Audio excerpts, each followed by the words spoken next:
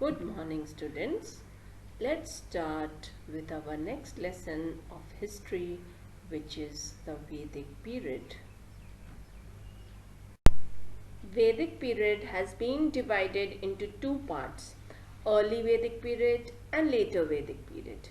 The period when Aryans first settled in India is known as early Vedic period between 1500 to 1000 BC, and the period between 1000 to 500 BC when Aryans developed and started using iron and other metals is called later Vedic period. Let's study about the Vedic literature. The Vedic literature can be classified into different categories. The four Vedas, which include Rig Veda, Ayurveda, Samveda and Atharvaveda. Each Veda has its own importance. The Rig Veda is the oldest religious text in the world and is therefore known as First Testament of mankind. The hymns in Rig Veda are dedicated by the sages to gods. They were passed on orally from teachers to their disciples. Then we have Samved. The word Sam means sweet song or the melody. The hymns in Samved were meant to be sung at the time of the sacrifice by the priests. Third is Ayurveda.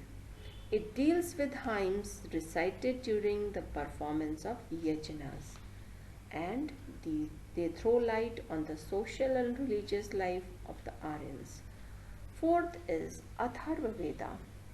The hymns contained in this Veda deal with magic and charm. They also deal with medicines for the treatment of various diseases. Apart from these four Vedas, there are Brahmanas, Aryankas and Upanishads. These are the different texts of our Vedic literature, and they provide us a lot of useful information of the Vedic period. Now we will learn about the Ramayana and the Mahabharata, which are the important epics of this period. The Ramayana was originally composed in Sanskrit. The Sanskrit version is said to be the work of Maharshi Valmiki. The story of Ramayana revolves around Rama and the abduction of his wife Sita by a demon king Ravana. A battle between Ram and Ravana, duty, devotion and love shown by the brothers is told in detail.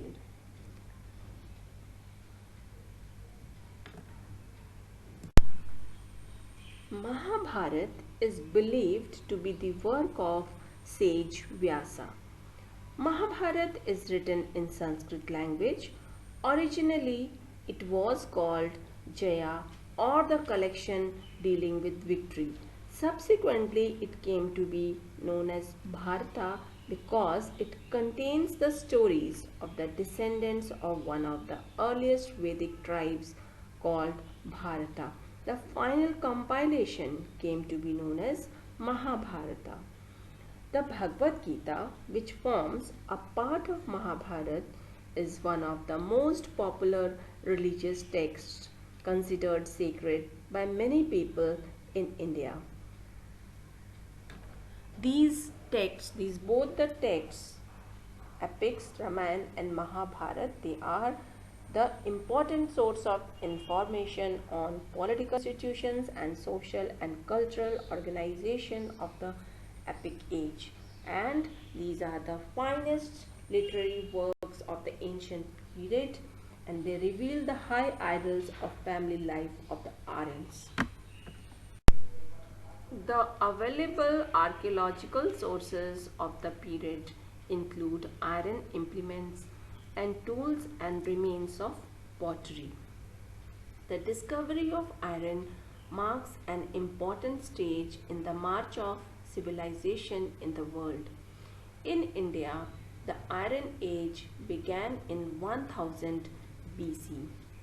The village farming communities gradually dispersed in the different parts, and discovery of iron gave the Aryans new implements like axes to clear the forest and cultivate the lands.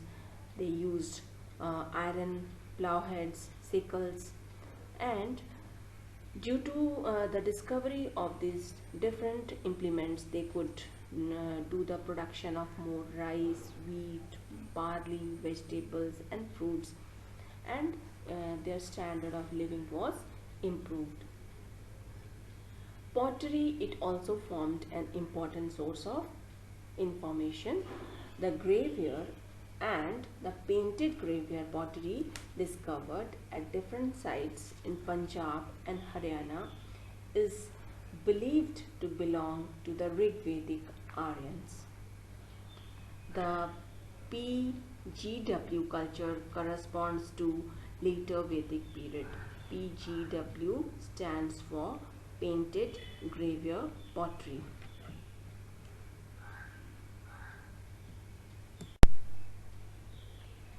Though caste system is not mentioned in Rig Veda, but the fact remains that there were some kind of class division in the society. In the later Vedic period, Brahmins, Kshatriyas, Vaishyas and Shudras became four distinct classes or varnas. The Brahmins or the priests performed religious rituals. The Kshatriyas participated in wars. The Vaishyas engaged in business and looked after the agriculture as well as industries. The Shudras served the upper classes. In the early Vedic period, man grew up according to the family traditions. However, in the later Vedic period, the whole lifespan of an Aryan came to be divided into four periods. The four stages of life are known as four ashrams, each of 25 years duration. The four ashrams are Brahmacharya, Grihastha, Vanaprastha and Sannyas. The Brahmacharya ashram lasted up to the age of 25 years. During this period, the pupil was expected to acquire knowledge in the Gurukul. During the period of Grihastha ashram, man was supposed to marry and raise a family. This period lasted from the age of 25 to 50 years. The third stage was Vanaprastha ashram. It lasted from the age of 50 to 75 years. During this period, man was expected to retire from the worldly life and acquire spiritual and philosophical knowledge. The last stage, lasting from the age of 75 to 100 years, was the sannyas ashram. This was the period of renunciation. Man had to leave everything forever and go into meditation in order to attain moksha or salvation. Now we will do comparative study of early Vedic age and later Vedic age. In the early Vedic period, family was the basic unit, and in the later Vedic period, joint family system prevailed. In the early Vedic period, caste system did not prevail, but in the later Vedic period, caste system became rigid. And in early Vedic period, women enjoyed equal rights.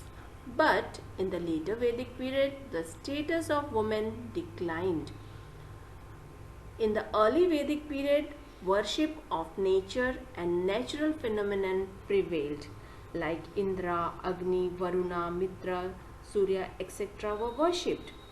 But in the later Vedic period, religion became more complex. Worship of new gods emerged, like Brahma, Ram, Krishna, as incarnations of Vishnu and Shiva came to be worshipped. There were absence of temples and idols in the early Vedic period, and hymns were chanted in open. In the later Vedic period, new rituals and ceremonies emerged. temples and idol worship began to grow. In the early Vedic period, domestication of animals was the primary occupation, while in the later Vedic period, many new occupations emerged. Traders came up and trade became more important. So, this was a brief comparison between the early Vedic period and later Vedic period. So, this is all for our today's session. Thank you, everyone.